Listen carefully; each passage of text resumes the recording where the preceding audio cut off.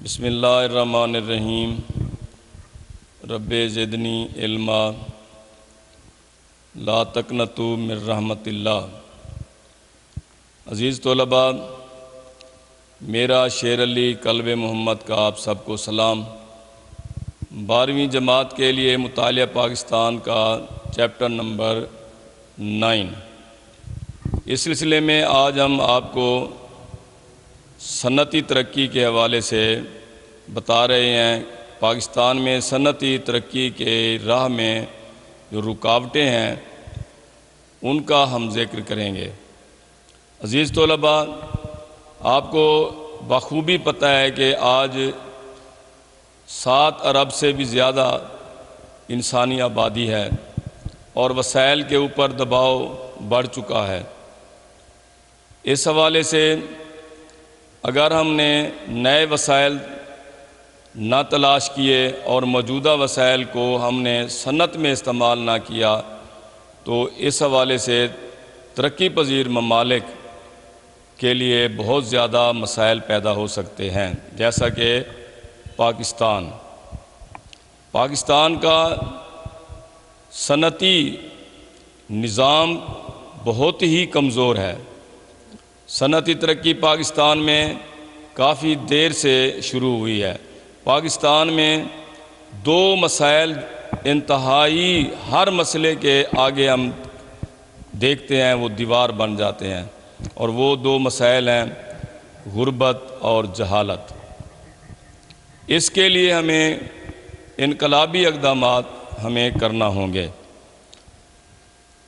Number 1، بیرونی قرضوں کی ادائیگی۔ جب سے پاکستان بنا ہے، پاکستان نے اپنا نظام چلانے کے لیے بیرونی قرضوں پہ انحصار کیا ہے۔ بیرونی قرض لینے والے کو کبھی یہ نہیں کہا جاتا کہ بھئی آپ سامان چن لیں، بلکہ قرض لینے والے کو تھما دیا جاتا ہے۔ پاکستان کے ساتھ ایسا ہوتا رہا ہے، جس کی وجہ سے پاکستان کے جو قرضے ہیں وہ بہت زیادہ بڑھ چکے ہیں، اور ہر حکومت کو قرضوں کی واپسی کے لیے بجٹ کا اچھا خاصا حصہ مختص کرنا پڑتا ہے۔ اس کے ساتھ ہمارا آج تک کوئی بھی بجٹ ایسا نہیں ہے جو خسارے کا نہ ہو۔ خسارے کے بجٹ ہیں، یعنی ہماری قومی آمدنی کم ہے اور قومی اخراجات ہمارے زیادہ ہیں، جو ترقی کی راہ میں ایک رکاوٹ ہے۔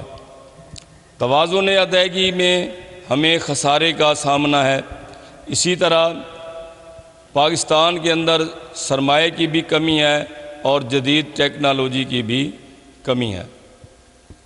ہمارے تعلیمی ادارے ایسے مضامین پڑھانے سے قاصر رہے ہیں جو ہمارے نوجوان کو اسکل مین بنائیں، جدید ٹیکنالوجی سے متعارف کرائیں۔ ہمارا ملک زراعت پر انحصار کرتا آ رہا ہے، تو صرف زراعت پہ انحصار کرنے سے کام نہیں بنے گا۔ ہمیں صنعت کی طرف بھی سرمایہ کاری کرنی ہے، صنعتوں کو ہم نے ترقی دینی ہے۔ ملکی آبادی میں جو اضافہ ہے وہ انتہائی تیزی کے ساتھ ہو رہا ہے۔ ہمارے تمام فگرز وہ اس فگر کے اندر گم ہو جاتے ہیں۔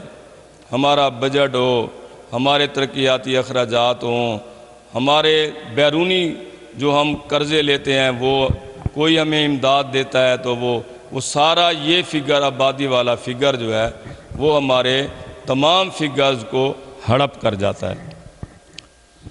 پاکستان کی پیدائش سے اب تک تقریباً 40% زندگی جو ہے وہ امریت کی نظر ہو گئی، اور یہ بھی خوش نصیبی پاکستان کی کہ اسی دور میں کچھ سیاسی ترقی بھی ہوئی ہے۔ سیاسی عدم استحکام، الیکشن کافی عرصے تک نہیں ہوئے، آئین کافی دیر کے بعد بنا۔ اس وجہ سے الیکشن ہوئے، اثر انداز قوتیں اس پر آئیں، صحیح قیادت سامنے نہ آ سکی۔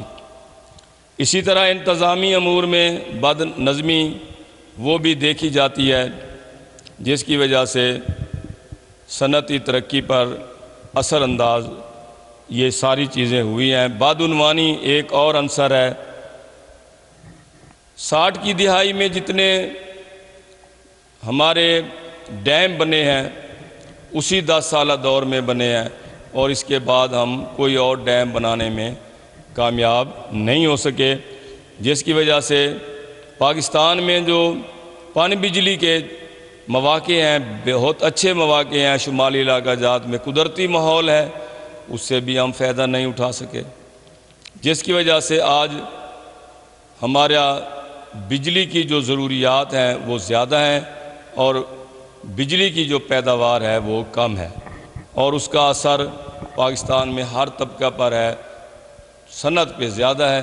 سنا ہے فیصل آباد، لاہور، گجرانوالہ، سیالکوٹ، یہاں کا جو صنعت کار ہے وہ اپنی صنعت دیگر ملک میں شفٹ کرنے پر مجبور ہو رہا ہے۔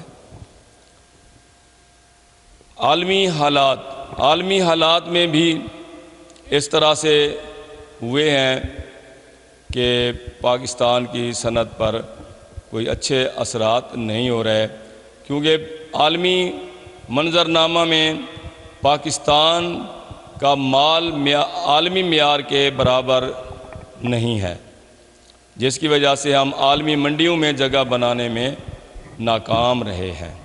تو اس کے لیے بہتری کے لیے ہمیں کچھ اقدامات کرنے ہیں، اور ان میں سب سے بڑا قدم ہے جو ملکی ہمارے پاس خام مال ہے، کوئی صنعت ہو اس کے اندر ملکی خام مال کی کوئی نہ کوئی معدنیات میں سے کوئی نہ کوئی چیز استعمال ہوتی ہے۔ ہمیں اپنی خام مال کو، اپنی معدنیات کو فروخت کرنے کی بجائے انہیں ہم انڈسٹری میں استعمال کریں، اس کی ہی انڈسٹری ملک میں لگائیں جس کا خام مال ہمارے ملک کے اندر موجود ہو۔ اور یہی جو ہماری پہلی صنعتی کانفرنس ہوئی تھی اسی میں صنعت کاروں نے یہی تجویز دی تھی کہ ایسی صنعتیں لگائیں جس کا خام مال ملک کے اندر موجود ہو۔ اور اس حوالے سے ہمارے پاس چین کی مثال ہے۔ چین نے جب سے اپنی معدنیات کو صنعت میں استعمال کرنا شروع کیا ہے، وہ لوگ آپ سنتے رہتے ہیں کہ 40 کروڑ لوگوں کو وہ غربت کی لائن سے اوپر لانے میں کامیاب ہو گئے ہیں۔ نوجوان کو روزگار مل گیا، کچھ انکم ہونا شروع ہو گئی، اور ملکی جو خام مال ہے اس کا بھی استعمال ہونے لگا، جس کی وجہ سے چین نے ترقی کی۔ اور ہمیں عالمی معیار کے مطابق اشیاء کو بنانا ہے، اس کے لیے ہمیں نوجوانوں کو تربیت دینی ہے، نئے مضامین شامل کرنے ہیں تاکہ وہ بین الاقوامی معیار کا مال تیار کریں اور بین الاقوامی منڈیوں میں وہ مقابلہ کریں۔ اس حوالے سے ہمیں نئے مضامین بھی نصاب میں شامل کرنے چاہیے، اور سب سے اہم مسئلہ وہ ہے کہ امن و امان ملک کا بہتر بنایا جائے۔ اگر امن ہوگا، امان ہوگا اور پیس ہوگا تو اس سے کاروبار چلتا رہے گا، یہ صنعت کا پہیہ بھی چلتا رہے گا۔ تو عزیز طلباء، آج ہم نے ملکی ترقی میں صنعتی ترقی کا کردار اور اس کے راستے میں حائل رکاوٹیں اور ان کا حل، یہ چیزیں ہم نے پڑھی ہیں۔ امید ہے آپ لوگ ان کو باقاعدگی سے دیکھ رہے ہوں گے، اور آپ لوگ خود اب ایک مرتبہ اپنی کتاب، یہ میں نے آپ کو پنجاب ٹیکسٹ بک بورڈ کی کتاب کا صفحہ نمبر 120 اور 121 تک جو ہے نا یہ میں نے پڑھایا ہے۔ امید ہے آپ کو پسند آیا ہوگا۔ شکریہ۔ السلام علیکم۔